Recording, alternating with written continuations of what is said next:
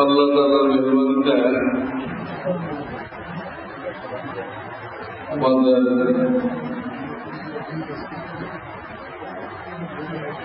নতুন শিক্ষা বর্ষ শুরু হয়ে গেছে। আল্লাহ রাব্বুল আলামিন রমজান শরীফে এই কালাম পাক লৌহে মাহফুজ থেকে প্রথম আসমানে নাযিল করেছিলেন। যে রাত্রে নাযিল করেছিলেন সেই রাত্রে আল্লাহ তাআলা নিজেই নাম দিয়েছেন লাইলাতুল কদর।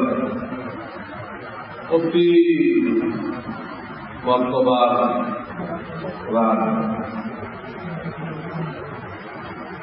এই রাত কোরআনের ছোঁয়া পেয়েছিল তার এই রাত্রে কোরআন নাযিল হয়েছে প্রথম আসমান। সেইখান থেকে 23 বছরে আমাদের প্রিয় নবী মুহাম্মদ রাসূলুল্লাহ সাল্লাল্লাহু আলাইহি ওয়াসাল্লাম নাযিল হয়েছে।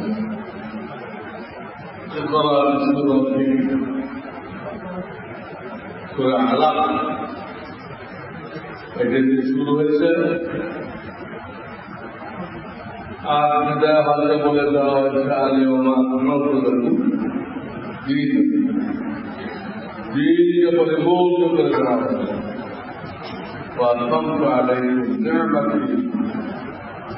নিয়ামতগুলো পরিপূর্ণ করে দেওয়া হলো।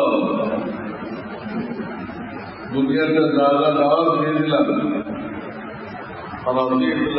ইসলাম দিন হিসেবে ইসলামের উপরে আমি মাওলা রাজি। এখন থেকে কোরআন নাযিল হওয়া থেকে কোন দিন কোন ধর্ম আল্লাহর কাছে আর চলবে না। অনেক লোক যারা শিক্ষিত মনে করে ওরা সব কাজ করে, মানব সেবা করে, এরাও বেশি যাবে। সব ধর্মের ভালো ভালো কথা শেখায়, তারাও আল্লাহ ইবাদত করুন, এটা কুফরি আকীদা।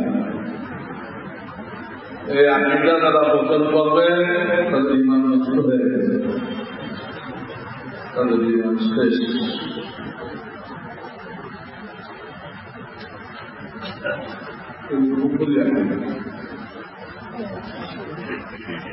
ইসলাম আসার পরে কোন ধর্ম বাকি নেই।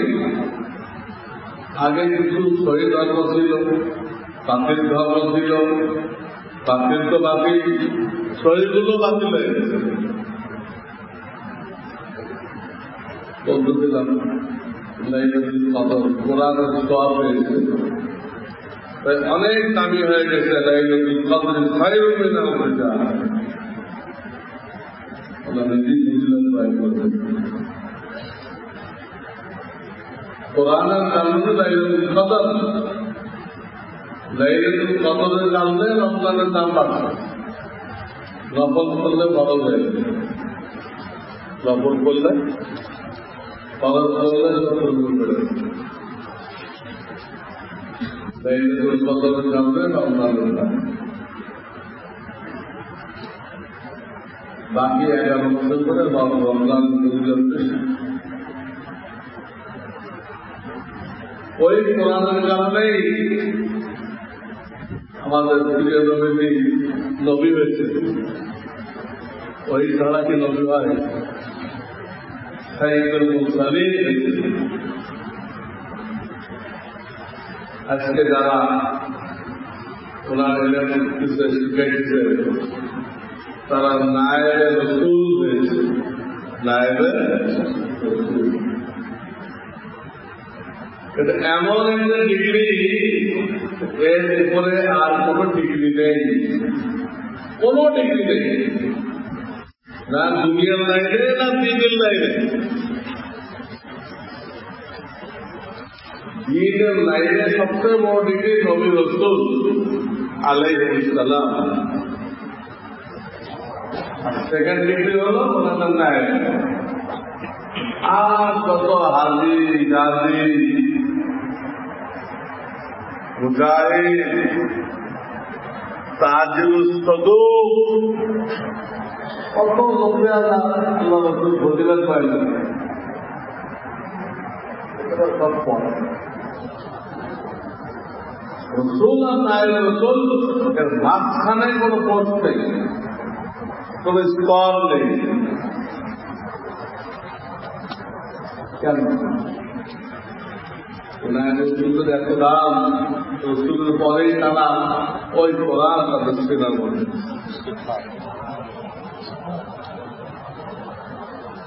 সেই কোরআন রমজান নাযিল হয়েছে।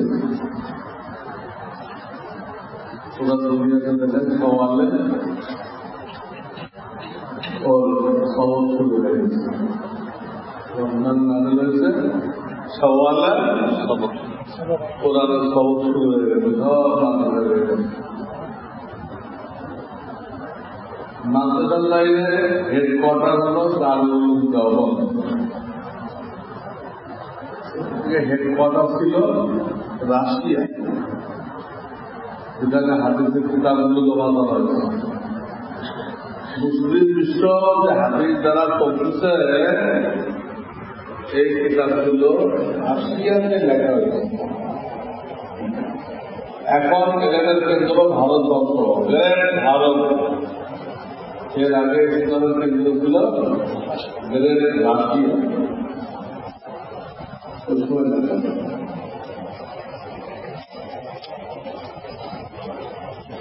এখন সারা সারা দুনিয়ায় ছড়ানো।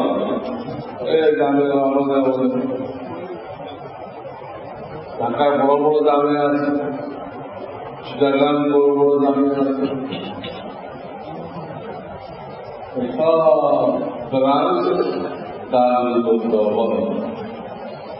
ভারতের উত্তর প্রদেশে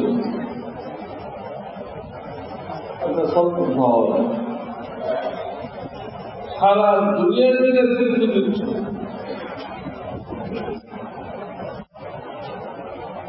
হক পাইতে হলে এই সিলসিলাকে জিজ্ঞেস করতে হবে।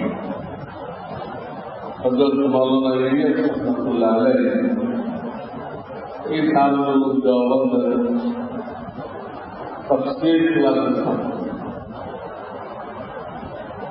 আল্লাহ তাআলাকে দাওয়াত ও তাবলীগের উসিলা দ্বীন নসিব করেছেন। তাদের মাদ্রাসা দ্বীন শিক্ষা করেছেন। এই বর্তমানে শাওয়াল মাস যে রমজানের সাথে লাগা থাকার কারণে, এই মাসটা রমজানের সোহবাত হওয়ার কারণে এর মধ্যে একবার বছর এই আসছে। এই মাসে কোরআনের সবক শুরু করা হয়েছে সব মানুষ। এই মাসে 6টা রোজা এমন দেওয়া হয়েছে যার যদিও নফল, কিন্তু সবের দিক দিয়ে আল্লাহ রমজানের রোজার সাথে মিলেছে। নফল রমজানটা বড়, সবের দিক দিয়ে সমান করে গেছে। এই যে সঙ্গলাভ করছে, সওয়াল রমজানের সোহবত হয়েছে, তাই এই জায়গাটা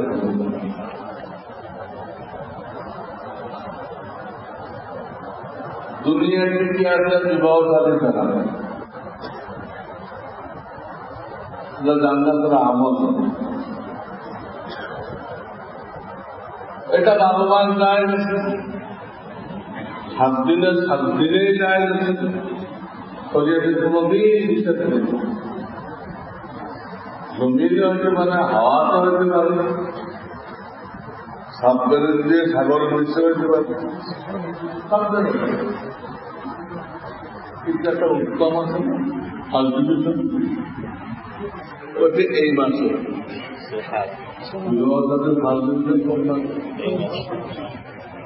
রমজানের বরকতে এই মাসে থাকবে। শাওয়াল যদি হয় আর আল্লাহর ঘর যদি হয় মসজিদ, আর শুক্রবার যদি হয় তো বলা হয় একদম প্রথম দরজা। আর তিনটা পাওয়া গেল, একটা পাওয়া গেলে তাহলে ডিভিশন হবে। কিচ্ছু বাইরে খালি শুক্রবার, কিচ্ছু বাইরে খালি বসে, এর একটা ডিভিশন। রমজানের সহবাতে খাওয়ানোর বলে আর একটা বরকত আসছে রমজানের সহবাতে। এই মাসকে জিলহজের সাথে মিলে হজের মাস আল্লাহর পক্ষে ঘোষণা করা হয়েছে। এই মাসের থেকে হজের তৈরি করতে হবে। জিলহজ, শাওয়াল, জিলকদ, জিলহজ। জিলহজের 10 তারিখ পর্যন্ত এই তিনটাকে আসলে হাল করা। আলহামদুলিল্লাহ আপনাদের আগেও জানানো হয়েছে, আমি আবার কালকে থেকে এখানে যে হজের তৈরি শুরু হবে। এই জায়গায় ব্ল্যাকবোর্ডে রাসূলুল্লাহ শরীফ আঁকায়, মিনা, মুজদালিফা, আরাফা আঁকায়। যারা হজের যেতে ইচ্ছুক তাদেরকে মাসাইলগুলো শিক্ষা দেওয়া হয়। শিখে গেলে এই 3-4 লাখ টাকা কাজে লাগে। না শিখে গেলে এমন এমন ভুল হয় যে হজ আর দেশে ফিরে আনে না, মিনাতেই দাফন করে চলে আসে। আমার সাহেব বলতেন এমন ভুল করে হজ মিনা ময়দানে দাফন করে বাড়িতে চলে আসে। হজের প্রশ্নে ওলামারা তো এই প্রশ্ন নিয়ে বেশি, আপনি কি করবেন? প্রশিক্ষণ দিয়ে যাওয়া হয়। এই জন্য হজের প্রস্তুতি এই মাসে নিতে বলা হয়েছে। কালকে থেকে 6 দিন ইনশাআল্লাহ প্রশিক্ষণ চলবে। এটা আমরা বন্ধু বান্ধবের কাছে দাওয়াত পৌঁছে দেই, নিজেরাও শিখি। কেউ হয়তো যাবো না, কিন্তু মশলা শিখলে সব হয় না। একটা মশলা শিখলে 100 রাখা নবল সব হয়ে গেছে। আবার আপনার কাছ থেকে 1000 লোক শিখবেন। আমি বুধবার, গত বুধবার রাত্রে 8টা থেকে 10টা কাপাসিয়া কেন্দ্রীয় মসজিদ, তবলিগ বাজার মসজিদে হজ প্রশিক্ষণ দিয়েছে। মাশাআল্লাহ, বহু ওলামা উপস্থিত ছিল।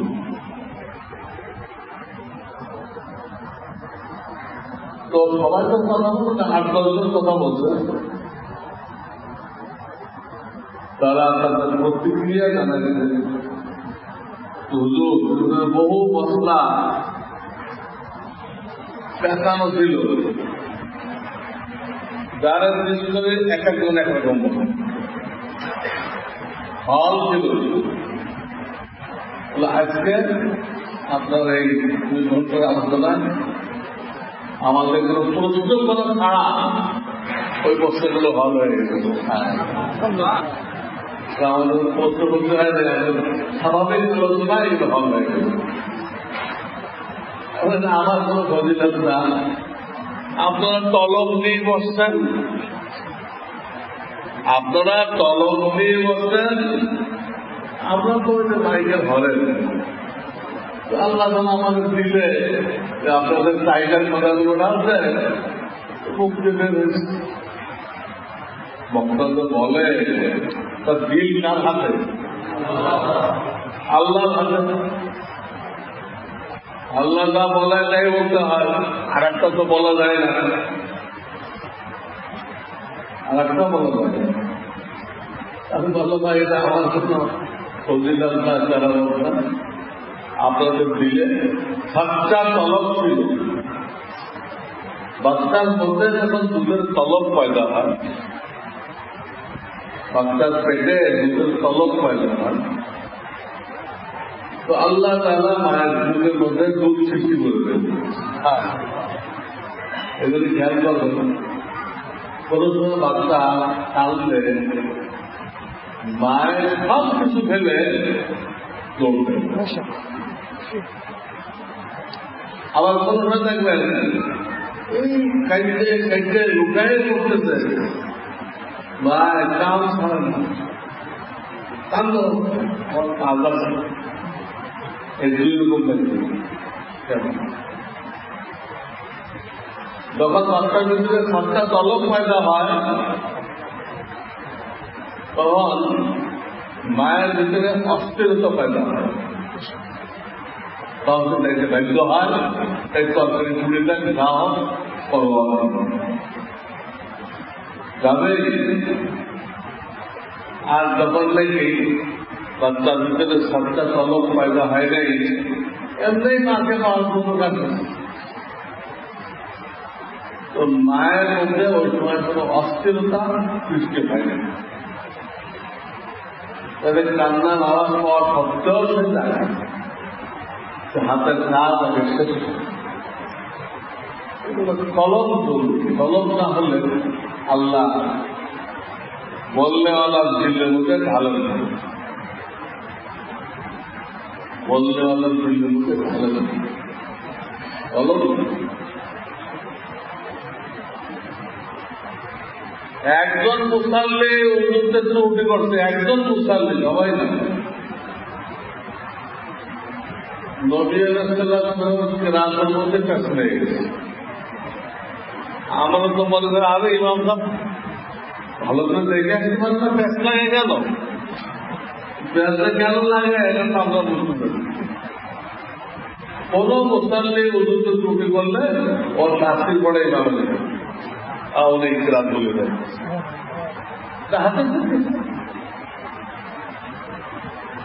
হুজুরের প্রশ্ন নবী আলাইহিস এই কথা বললেন, তোমাদের কিছু লোক ঠিক মতো উজু করেন না,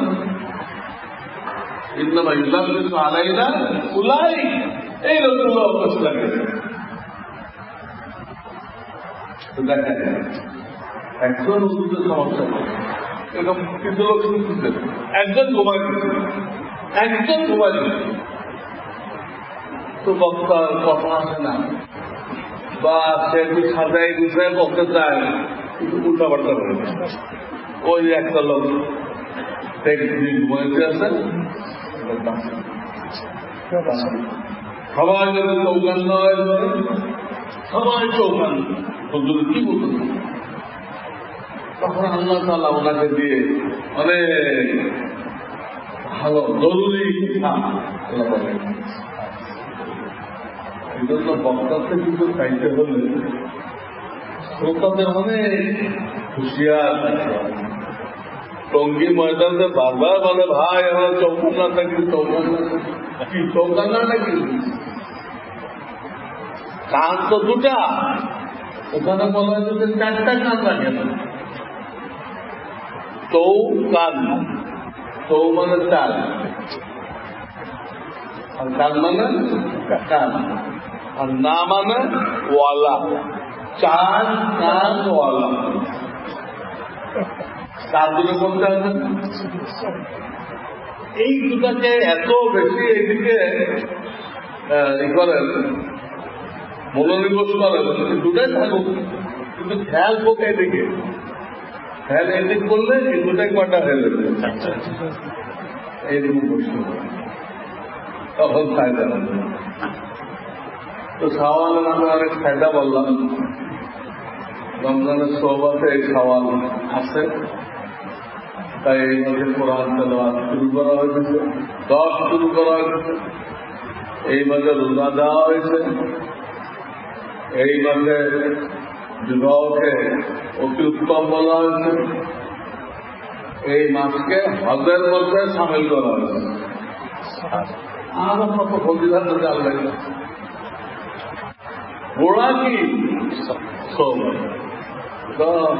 কোরআনের সাথে কানেক্টেড। তাহলে আমরা কি দিলাম? জীবনের শেষ মুহূর্ত পর্যন্ত মাথার উপরে কোন বড়কে রাখতে হবে, বড়কে বেঁচে নেই, সমকক্ষকে রাখতে হবে। সমকক্ষ নেই, মারা গেছে। নিজের সাগরেরদের একটা গুরুত্ব রাখতে হবে। তোমরা পাঁচজন আমাকে মশলা দেবে, আমি গলত কাজ করলে আমাকে রূপবা আমায় কাউকে না কাউকে রাখতে হবে। এই লোকটা সম্পর্কে গ্যারান্টি আছে সে গোমরা হবে না। আমার হাজার থাকি বললাম ভালোবের অফাতে পরে আবার 5-6 জনের সাথে সম্পর্ক করবে। মৃত্যু পর্যন্ত এরকম যায় নাই,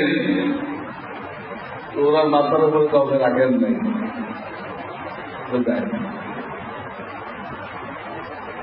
যায়নি। যদি একদিকে বহু বড় আলেম ছিলেন, মুফতি ছিলেন, আপনি শিক্ষকতার জামানায় বুখারী শরীফ পড়াইতেন, এরকম এলেমওয়ালা মানুষ কিন্তু মাথার উপর আছে।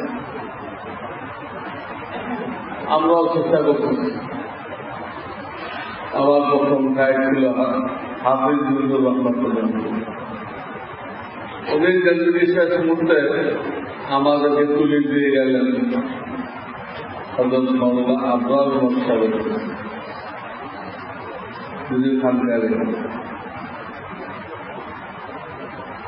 হুজুরের অফাতের পরে আমি আমাদের মোহতারাম আমরা রুজু করলাম যাত্রাবাড়ি হুজুরের দিকে।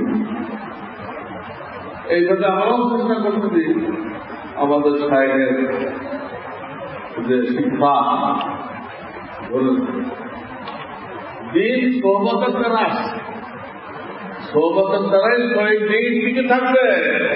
আর যত কিছু দেখতেছেন নতুন নতুন তরিকা, ইন্টারনেটে ইসলাম শিখাই দিচ্ছে, ইন্টারনেট মানুষকে ইসলাম শিখাই দিচ্ছে।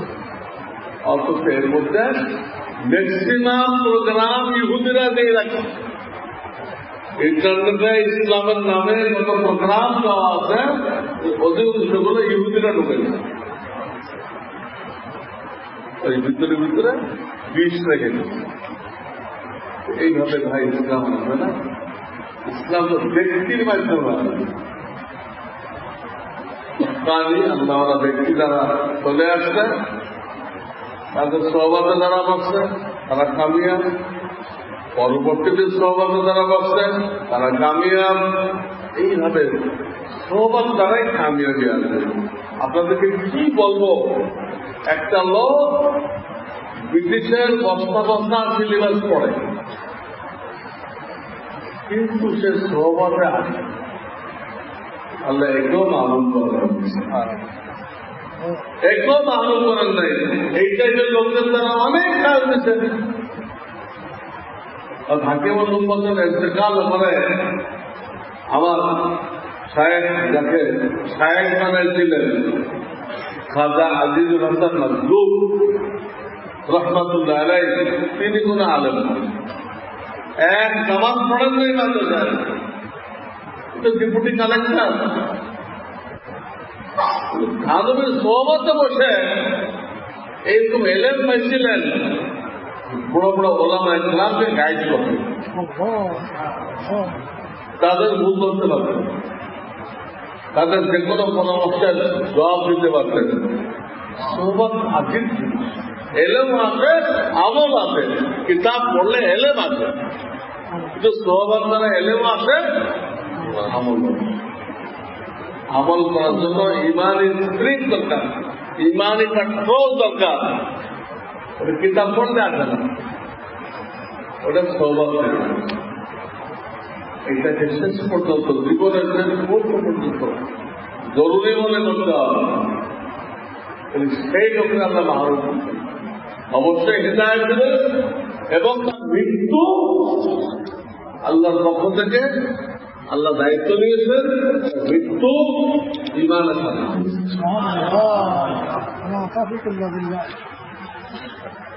আমি নেহায়েত নাকেশ মানুষ, আব্দুল হুজুর আমাকে ইজাজত দিচ্ছিলেন অনেক বছর আগে। সেখান থেকে অনেক ভাইয়েরা, আমার অনেক ছাত্ররা আমার সাথে ইসলাহী সম্পর্ক রাখত, আধ্যাত্মিক রোগের জন্য চিঠিপত্র লিখত। আমি তাদের কিছু লোকের ইজাজত দিয়েছি। তো তাদের একটা তারুফ পরিচয় আপনাদের জানা থাকা দরকার। আমরা যখন দুনিয়াতে থাকবো না, তখনও আমাদের যারা মুরব্বিন আছে তারা তাদের কারো সঙ্গে রুজু করতে পারে। এই জন্য তারিখ তো নিশ্চিত করা হয়েছে। বলে সামনে তারিখ করলো, সে তোমার গরদান কেটে দেবে। তারিখ নিশ্চিত করা হয়েছে। তারও করে যে বসে দাও দাম কি, কোথায় কি করে বলে দেন। আশেপাশে তাহারি ব্যাংক তারও তো আজকে আমি বয়ান মুক্তাসার করে সংক্ষিপ্ত করে ওই লোকগুলোকে আপনাদের সামনে পেশ করতেছি এবং তাদেরকে দস্তার ফজিলাত দেওয়া হয়েছে। আপনারা তাদের জন্য দোয়া করবেন, আল্লাহ তাদের জন্য আমাকে তাদের সবাইকে হকের উপরে কায়েম রাখে। তারা যেন আখিরাতকে লক্ষ্যবস্তু বানায়, দুনিয়াকে লক্ষ্যবস্তু না। এই জন্য আপনারা দোয়া করবেন। আর আমি চাইছিলাম আমাদের মহল্লাকে দিয়ে এই ছবিটা দেওয়া হল, তো আমি একদিন বললাম চলে গেলাম। এখন অন্য যারা আছে তারাই দেবে। সেটা কোথায় কোথায়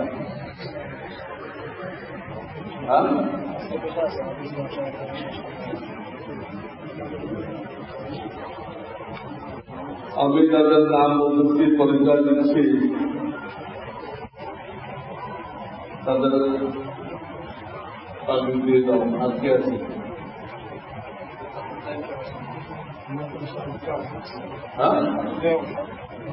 কোথায় আপনি কোথায় আসো। মৌলানা ফখরুদ্দিন সাহেব আছে নাকি? মৌলানা ফখরুদ্দিন সাহেবকে আছে? মানিকগঞ্জ ভিওর শারীরিক অসুস্থ, এই যে মোহতামের জামিয়াতুল আবরার ভিওর মানিকগঞ্জ, ওখানে অনেক পুরানো মানুষ, আমার থেকেও অনেক বেশি বয়স। উনি আমার সাথে অনেকবার হাত ধুয়ে গেছেন, আমার সাথে অনেকবার সফর হয়েছে আমার সাহেব। তো উনি আসতে পারেন নাই। দুই নম্বর মৌলানা জহুরুল হক সাহেব, মোহতাবের জামিয়া আরাবিয়া কোটকা ফরিদপুর, এটাও অসুস্থ মানুষ, আসার মধ্যে শক্তি পান নাই, 90 বছর বয়স, তো উনিও আসতে পারেন নাই। 3 নম্বর মুফতি রিজওয়ানুর রহমান, কোথায়? আমাদের প্রফেসর হামিদুর রহমান সাহেবের বড় সাহেবজাদা, আমাদের রহমানিয়ার মুহাদ্দিস, দাও আরে আমার কাছে দাও তোমার দুজন দুজনে আমাদের এখানে মহান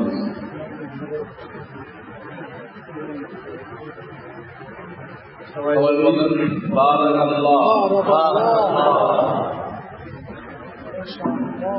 এরপরে নাম আসছে মৌলানা আব্দুল কাইয়ুম,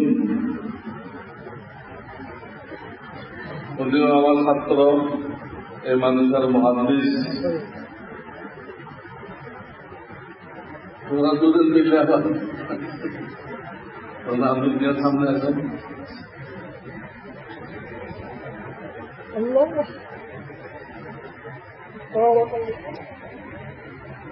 ওনার বাড়ি হল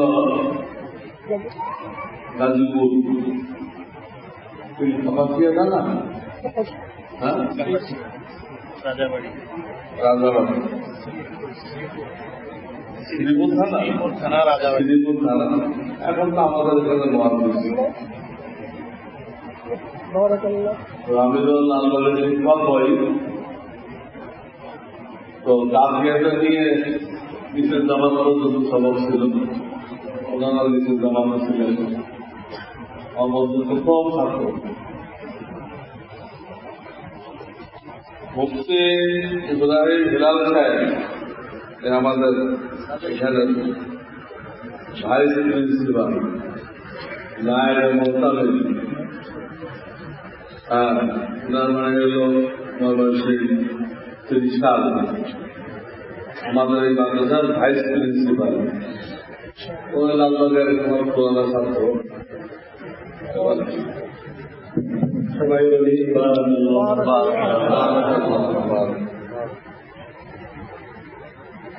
এরপরে নাম আসছে মুফতি হেলাল উদ্দিন সাহেব, এনার বাড়ি হল গাজীপুর, ইউপি থেকে দিকে কালিয়াগঞ্জ থানা। উনি আমাদের এই মাদ্রাসার শিক্ষা সচিব, আরবিতে বলে নাজমে তালিমাত, নাজমে তালিমাত।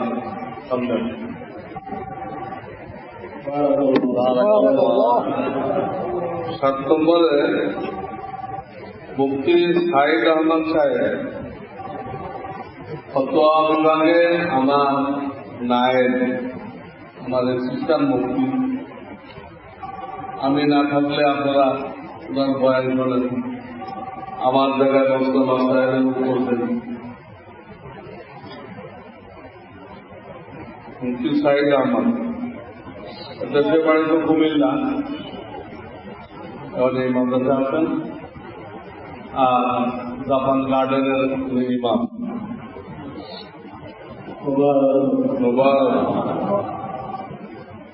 মৌলানা মুফতি মুফিজুল ইসলাম সাহেব,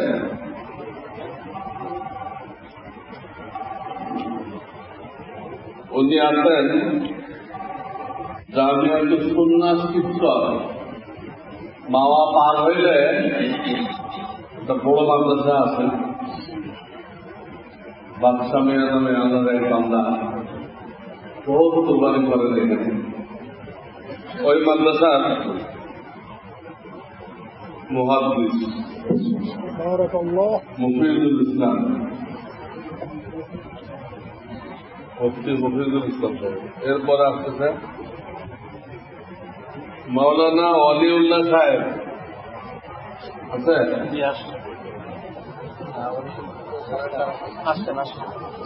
আসছে ওয়ালিউল্লাহ সাহেব।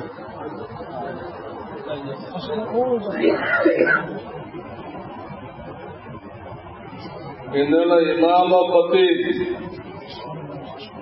ভাসানী বিজ্ঞান ও প্রযুক্তি বিশ্ববিদ্যালয়, সন্তোষ আমাদের রহমানিয়া ছাত্র, হাফেজ মৌলানা, এখন ওইখানে দায়িত্বে আছে। এই ভাসানী বিজ্ঞান ও প্রযুক্তি বিশ্ববিদ্যালয়।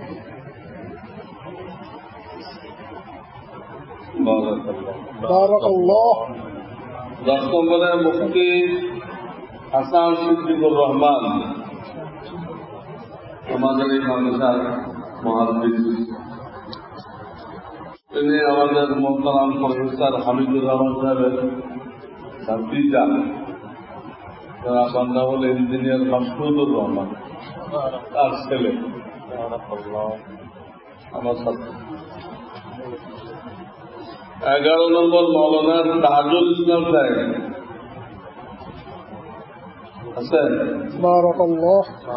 তাজুল ইসলাম সাহেব নায়েবে মোহতামেম জামিয়াতুস সুন্নাহ ঘিওর মানিকগঞ্জ।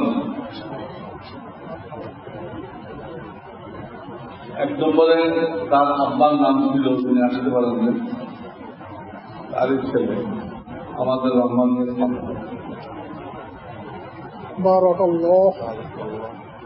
12 নম্বর মুফতি হেদায়েতুল্লাহ সাহেব, এই নামের 2 জন আছে। ইনি হল মুহাদ্দিস জামিয়াতুস সুন্নাহ ইফতার মাদারীপুর, যে বাদশাহের মাদ্রাসা বললাম, বিশাল মাদ্রাসা, এত দরকার, এত বড় জায়গা, এত বড় বিল্ডিং মনে আর নাই। ওই মাদ্রাসার মুহাদ্দিস, এই মাদ্রাসার ছাত্র হেদায়েতুল্লাহ সাহেব, বাড়ি ফরিদপুর নগরকান্দা। মুফতি মুশাররফ হোসেন মোহতামিম কাসেমিয়া দারুল উলুম সারদাগঞ্জ, কাশিমপুর, গাজীপুর।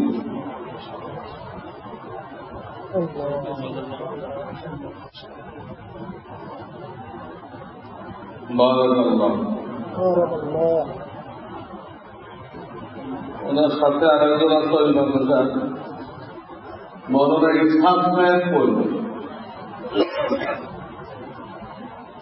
ওই একই মাদ্রাসায় আগে মৌলানা ইসহাক সাহেব ছিলেন দায়িত্বে। উনি আমার দায়িত্ব দিচ্ছেন এর আগে মুশাররফ হোসেন সাহেব। মুশাররফ আমার 4 জন জামাতের মধ্যে সেকেন্ড জামাত, আসলে সেকশন করে।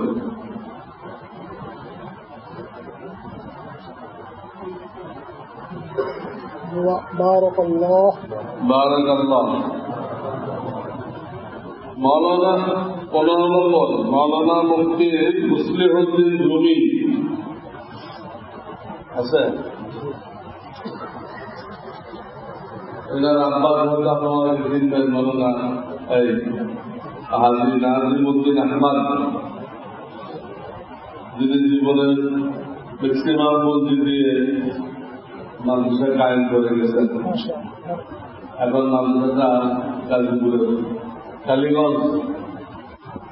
আমাদের রহমানের ছাত্র, পরে আরো পড়াশোনা করে আসছে পড়াশোনা থেকে তাফসীর উস্তাদ সাহেব তার সৌভাগ্য হয়েছে। এখন কালীগঞ্জ রামবাজার মাদ্রাসা দারুল ঢাকা, আমি ওই মাদ্রাসার প্রিন্সিপাল, আর এই মুফতি মুসলিউদ্দিন হল নায়েবে মোহতামিম। এই সার্বক্ষণিক পরিচালনা করে।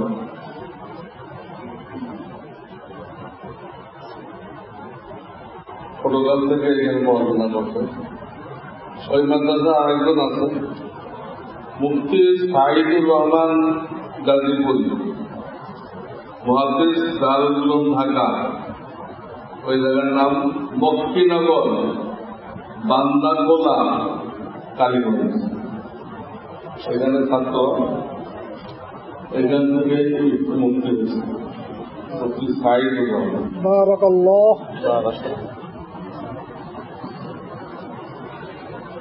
মুফতি জহিরুল ইসলাম সাহেব সিনিয়র মুহাদ্দিস ও প্রধান মুফতি, জামিয়া ইসলামিয়া বাইতুল নূর, সায়েদাবাদ, ঢাকা। উনি অসুস্থ, এই চিকনগুনিয়া শুনছেন 18 নম্বর মুফতি আবুল বাসার সাহেব নায়েবে মোহতামিম, এটা হচ্ছে মুন্সিগঞ্জ জেলা শহর একটা আছে মুন্সিগঞ্জ, হ্যাঁ, ওটার নাম জামিয়া রহমানিয়া। আমি সেই মাদ্রাসার প্রিন্সিপাল মাওলানা আবুল বাসার সাহেব হল আমার নায়েবে মোহতামিম। জামিয়া রহমানিয়া রাবিয়ার মিলিটা বাড়ি দেওবন্দ মুন্সিগঞ্জ কোর্ট কাছারি সাথে। 19 নম্বর মুফতি আখতারুজ্জামান সাহেব দশরী, মুহাদ্দিস, জামিয়া কোরআনিয়া বক্তর। এবছর অবশ্য এই মাদ্রাসায় নেই, এখন ঢুকছে। এখানে অনেক পুরানা মাদ্রাসা আছে, রেলওয়ে মাওলানা আবুল হাসান সাহেব যারা প্রতিষ্ঠা করে গেছে রেল স্টেশন মাদ্রাসা, মুফতি আখতারুজ্জামান আমাদের একজন ছাত্র। 20 নম্বর মুফতি তাফাজ্জুল হোসেন সাহেব, মুফতি তাফাজ্জুল হোসেন নায়েবে মোহতামিম ও শিক্ষা সচিব জামিয়া মদিনাতুল উলুম শিকদার মেডিকেল রায়বাজার। আমাদের এখানে ছাত্র এখান থেকে এটা পাস করছে।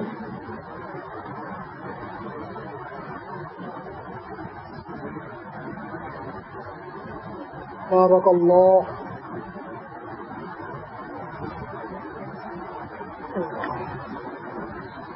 21 মুফতি শফিকুর রহমান সাহেব টাঙ্গাইল আমাদের এই মাদ্রাসার দপ্তর সম্পাদক, और मोहम्मद हाउसिंग केंद्रीय मस्जिद इमाम টাঙ্গাইল বাড়ি থানা কালীহাটি থানা বাড়ি। হ্যাঁ, শিক্ষকের পরে একটা অতিরিক্ত টাইটেল দপ্তর সম্পাদক, মাদ্রাসা পরিচালনার বড় দায়িত্ব। 22 নম্বর মুফতি রাশেদ ইকবাল সাহেব,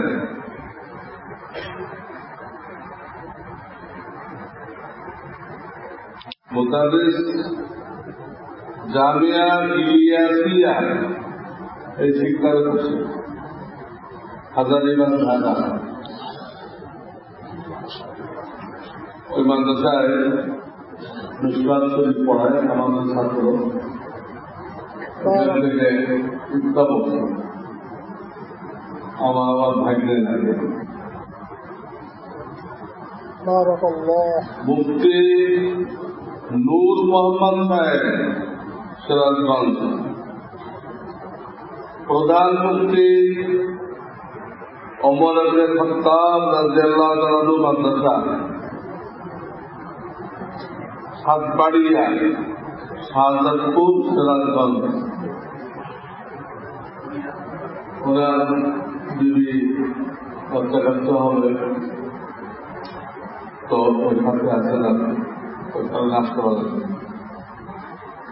24 নম্বর মৌলানা হেদায়তুল্লাহ সাহেব, ইনিও সিরাজগঞ্জের শিক্ষক, জামিয়া মোহাম্মদিয়া কড়াই কেএনপি কলোনি বনানী ঢাকা। এখানে পড়াশোনা করছে, এখানে মুক্তি হয়েছে। তো আগে ছিল যশোর মাস্টার মাদ্রাসায়, এখন ঢাকা বনানীতে আছে। 25 নম্বর মুফতি সিদ্দিকুর রহমান সাহেব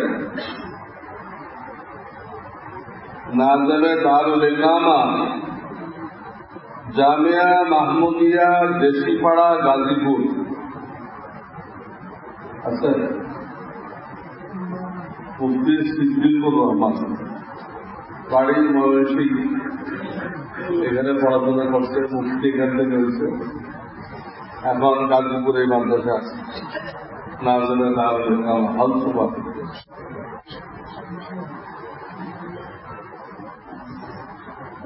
26 নম্বর হাফেজ মৌলানা আব্দুল্লাহ সাহেব সাতক্ষীরা। হাফেজ মৌলানা আব্দুল্লাহ সাহেব ইমাম ও খতিব সাতক্ষীরা বড় মসজিদ, সাতক্ষীরা জেলা শহর। মোবাইল নম্বর পাওয়া যায় না,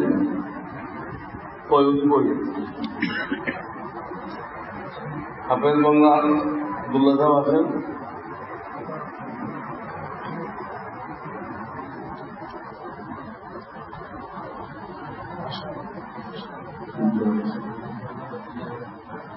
আপনার এটা পাইলে বলবেন না, মোবাইল নম্বর এখানে 26